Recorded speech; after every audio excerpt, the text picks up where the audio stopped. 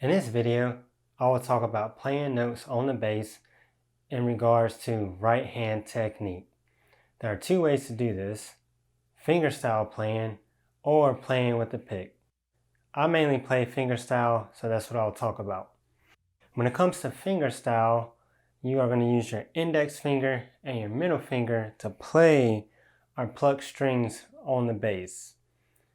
So to start, what you want to do is place your thumb on the pickup.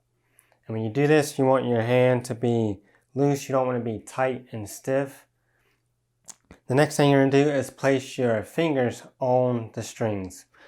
I'm going to place my fingers on the E string. If you have a 4-string bass, then that'll be your lowest string. And if you have a 5-string like I have, then there will be 1 string in between your fingers and your thumb. So I'll just play a few notes here.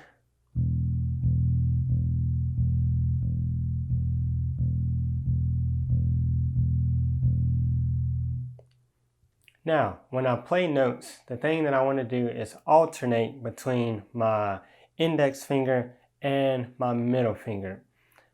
I'm not going to use my thumb. There are some styles of music and techniques that utilize the thumb, but in general, when you're playing fingerstyle, you're going to use your index finger and your middle finger. The next thing to note is when I play fingerstyle, I don't want to pull up on the notes. This is a less efficient way of playing, and it also slows you down when you have to play more difficult and faster passages or songs. So what you want to do is pull across the string. A good way to know if you're playing at the right angle is when you play, your fingers will actually be stopped by the next string over, or if you're playing on your lowest note, your fingers will be stopped by your thumb. And a good way I like to think about it is just walking smoothly across the ground. So when we walk, we like to walk nice and smooth in a very natural way. So when you play, you want your fingers to go across the string in a nice, smooth, natural way, alternating between the index and the middle finger, just like you would with your right and left foot. So I'll take a few moments here to just play the string. Again, I'm alternating between my index and my middle finger. I'm not pulling too hard on the string. I'm not playing with my thumb, and I'm not pulling up on the string.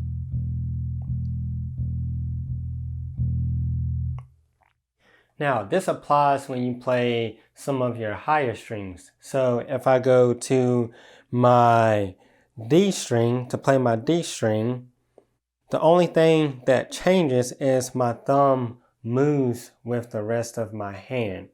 In general, for me, when I'm playing, there is about 1 string in between my fingers and my thumb. When I play, my thumb also kind of floats above the string, and it slightly touches the lower strings. And what that does is it helps to mute the strings so you don't get unwanted string noise when you're playing.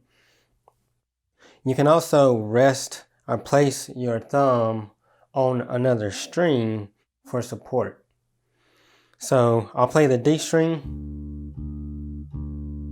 Again, I'm just walking my hand across the string.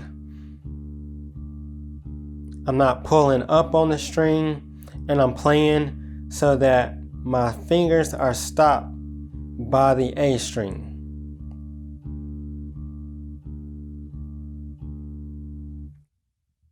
And so this doesn't change no matter what strings that you're playing. You want to continue to alternate between your index finger and your middle finger. There may be times that you only use 1 finger, but in general, you're going to alternate between your index and your middle finger.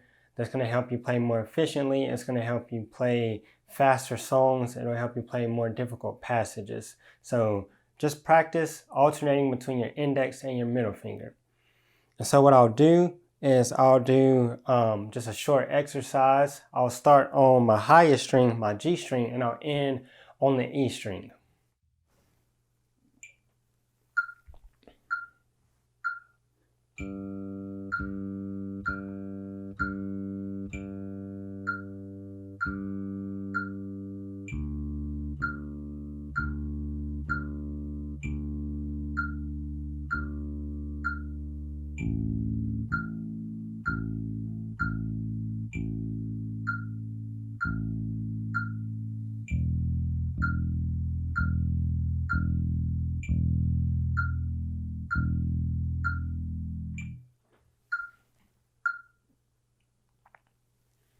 Now, something that you may have noticed, or maybe something you already do, is called raking. And all raking is when you're playing a higher string and you move to a lower string, you use the last finger that you just used to play the next note on a lower string. So I'll show that. When I'm playing my G string,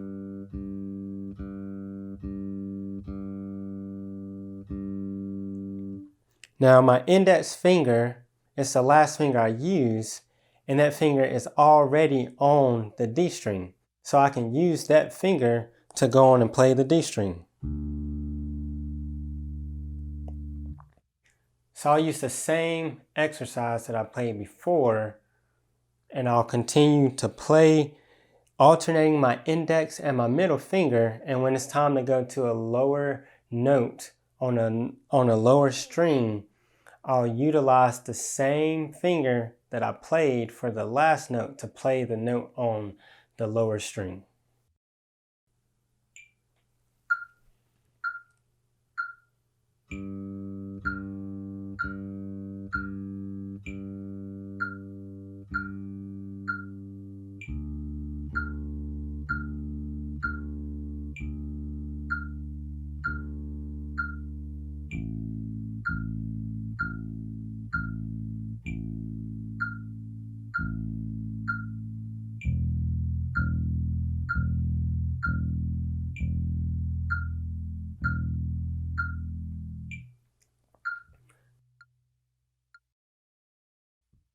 So that was me utilizing the technique of raking.